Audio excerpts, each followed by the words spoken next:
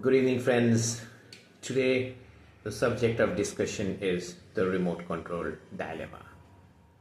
When I was a kid, I was a possessor of the TV remote control.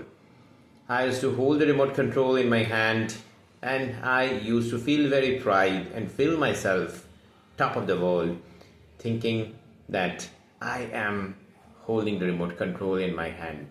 And remote control in hand means I am the supreme power to select which TV channel I'm going to see, whether it's Star Trek, whether it's Ramayana, or whatever may be my favorite cartoon channel.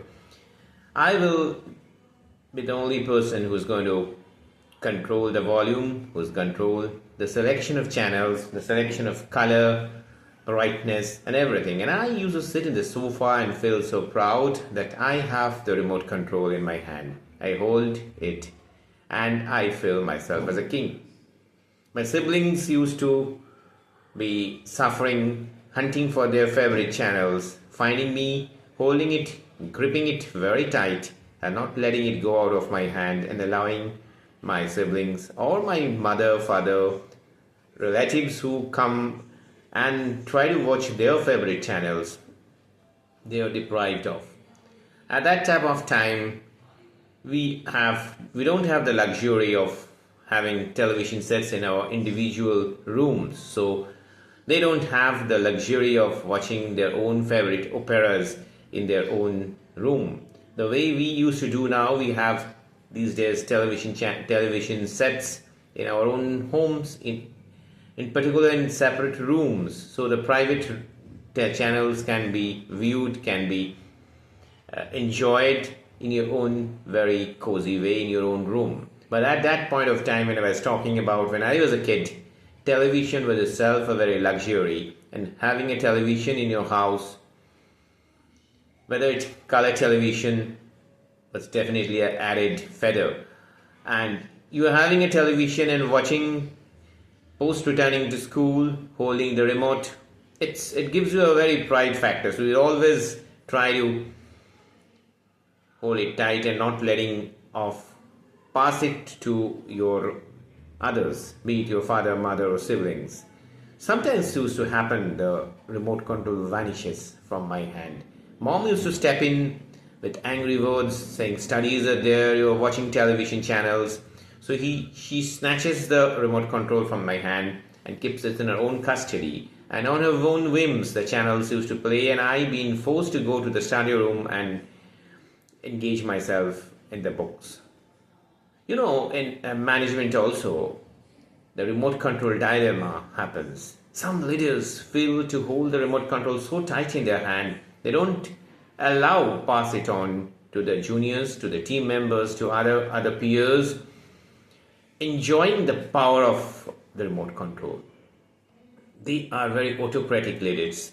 They feel that leadership should be in my hand. I am the supreme boss of the organization and I am going to only control and dictate terms how the scenes should be viewed, how the situation should be handled, how problems should be solved, and how will I see it. And I will see the world in my own eyes and I'll let people see in my own eyes. That's the leadership style. So they are the people who used to hold the remote control button, that means the decision making button, the way I was holding when I was a kid, the remote control, the television, the organization's decision making part, the thoughts, the decisions, whatever the situation handling tools are there, they feel that it should be kept in their own custody and they should not let it go pass on to the peers, juniors, and team members, fearing that the power will go out of their hand. That's not good leadership, I feel. That's not proper leadership.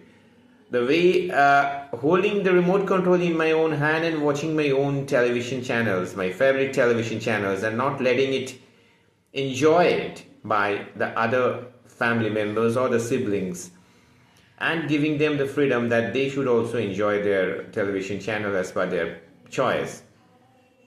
This similar is bad, that my decisions are prime, my decisions are final, my decisions will go to the ultimate word.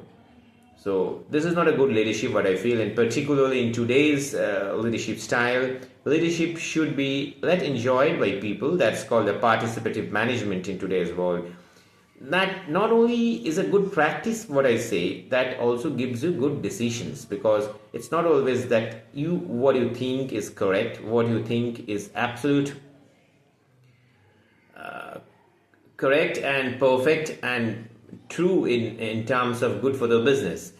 It always happens that some decisions, small or big, can come out from your juniors and peers, and their way of thinking, their way of viewing problems, because they have the practicality in their eyes.